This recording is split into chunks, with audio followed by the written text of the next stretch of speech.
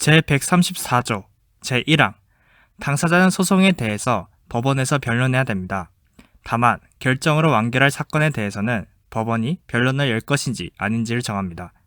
제2항 제1항 단서 규정에 따라 변론을 열지 않아야 할 경우에 법원은 당사자와 이해관계, 그 밖의 참고인을 신문할 수 있습니다.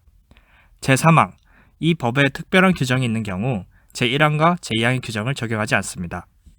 제135조 제1항 변론은 재판장, 합의부 재판장 또는 단독 판사를 말합니다. 이 지휘합니다. 제2항 재판장은 발언을 허가하거나 그의 명령에 따르지 아니하는 사람의 발언을 금지할 수 있습니다. 제136조 제1항 재판장은 소송 관계를 분명하게 하기 위해 당사자에게 사실상 또는 법률상 사항에 대해 질문할 수 있고 증명을 하도록 촉구할 수 있습니다. 제2항 합의부원은 재판장에게 알리고 제1항의 행위를 할 수 있습니다. 제3항 당사자는 필요한 경우 재판장에게 상대방에 대해 설명을 요구해 줄 것을 요청할 수 있습니다. 제4항 법원은 당사자가 간과하였음이 분명하다고 인정되는 법률상 사항에 관해 당사자에게 의견을 진술할 기회를 주어야 합니다.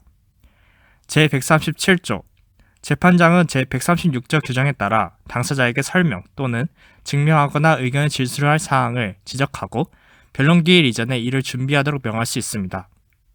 제138조 당사자가 변론 지휘에 관한 재판장의 명령 또는 제136조 및 제137조의 규정에 따른 재판장이나 합의부원의 조치에 대해서 이의를 신청한 때는 법원은 결정으로 그 이의 신청에 대해 재판합니다. 제139조 제1항 수명 법관으로 하여금 그 직무를 수행하게 하고자 할 경우에는 재판장이 그 판사를 지정합니다. 제2항 법원이 하는 촉탁은 특별한 규정이 없으면 재판장이 합니다. 제140조 제1항 법원은 소송 관계를 분명하게 하기 위해 다음 각호의 처분을 할 수 있습니다. 제1호 당사자가 본인 또는 그 법정 대리인에게 출석하도록 명하는 일. 제2호 소송 서류 또는 소송에 인용한 문서, 그 밖의 물건으로서 당사자가 가지고 있는 것을 제출하게 하는 일. 제3호 당사자 또는 제3자가 제출한 문서, 그 밖의 물건을 법원에 유치하는 일. 제4호 검증을 하고 감정을 명하는 일. 제5호 필요한 조사를 촉탁하는 일. 제2항 제1항의 검증, 감정과 조사의 촉탁에는 이 법의 증거조사에 관한 규정을 준용합니다. 제141조 법원은 변론의 제한, 분리 또는 병합을 명하거나 그 명령을 취소할 수 있습니다.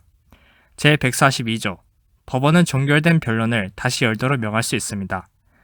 제143조 제1항 변론에 참여한 사람이 우리말을 하지 못하거나 듣거나 말하는 데 장애가 있으면 통역인에게 통역하게 해야 됩니다. 다만 위와 같은 장애가 있는 사람에게는 문자로 질문하거나 진술하게 할 수 있습니다. 제2항 통역인에게는 이 법의 감정인에 관한 규정을 준용합니다. 제143조의 2 제1항 질병, 장애, 연령, 그 밖의 사유로 인한 정신적, 신체적 제약으로 소송 관계를 분명하게 하기 위해 필요한 진술을 하기 어려운 당사자는 법원의 허가를 받아 진술을 도와준 사람과 함께 출석하여 진술할 수 있습니다. 제2항 법원은 언제든지 제1항의 허가를 취소할 수 있습니다. 제3항 제1항 및 제2항에 따른 진술 보조인의 자격 및 소송상 지위와 역할, 법원의 허가 요건, 절차 등 허가 및 취소에 관한 사항은 대법원 규칙으로 정합니다. 제144조 제1항 법원은 소송 관계를 분명하게 하기 위해 필요한 진술을 할 수 없는 당사자 또는 대리인의 진술을 금지하고 변론을 계속할 새 기일을 정할 수 있습니다. 제2항 제1항 규정에 따라 진술을 금지하는 경우에 필요하다고 인정하면 법원은 변호사를 선임하도록 명할 수 있습니다. 제3항 제1항 또는 제2항의 규정에 따라 대리인에게 진술을 금지하거나 변호사를 선임하도록 명할 때는 본인에게 그 취지를 통지해야 됩니다.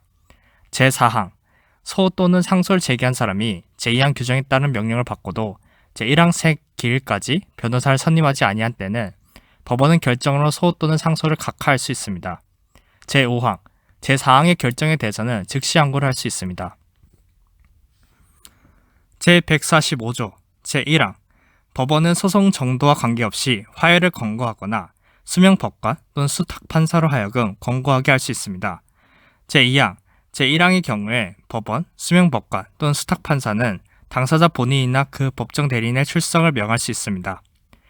제146조 공격 또는 방어의 방법은 소송 정도에 따라 적절한 시기에 제출해야 됩니다. 제147조 제1항 재판장은 당사자 의견을 들어 한쪽 또는 양쪽 당사자에 대해 특정한 사항에 관해 주장을 제출하거나 증거를 신청할 기간을 정할 수 있습니다. 제2항 당사자가 제1항의 기간을 넘긴 때에는 주장을 제출하거나 증거를 신청할 수 없습니다.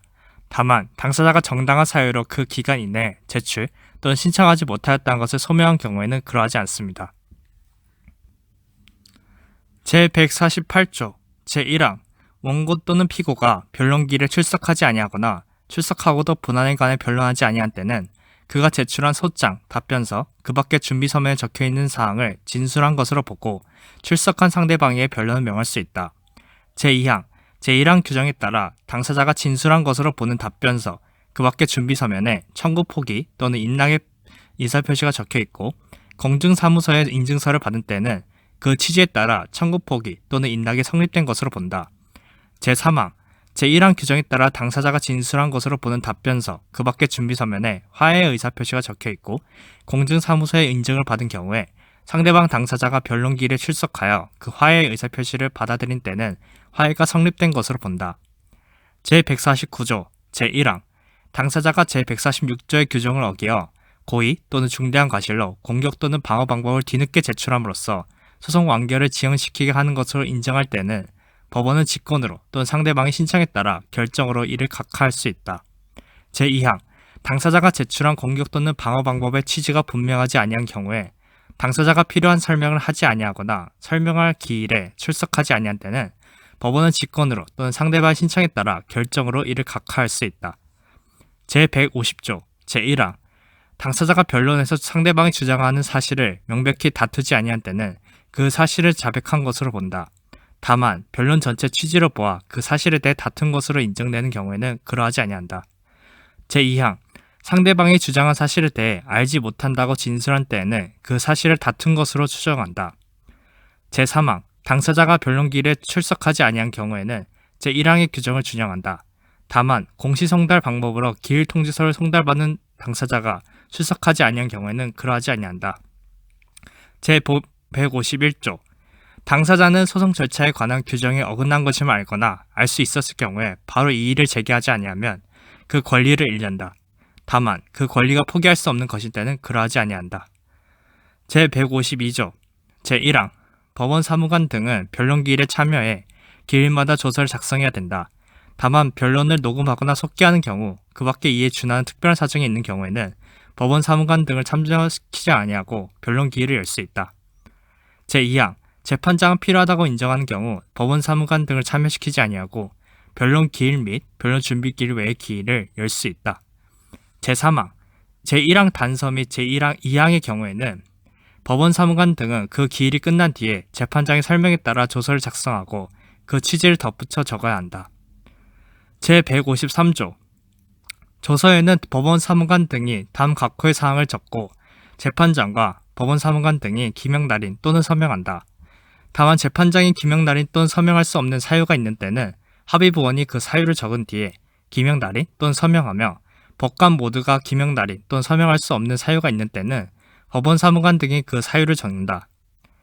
제1호 사건의 표시, 제2호 법관과 법원 사무관 등의 성명, 제3호 출석한 검사의 성명, 제4호 출석한 당사자, 대리인, 통역인과 출석하지 아니한 당사자의 성명, 제5호 변론의 날짜와 장소, 제6호 변론 공개 여부와 공개하지 아니한 경우에는 그 이유.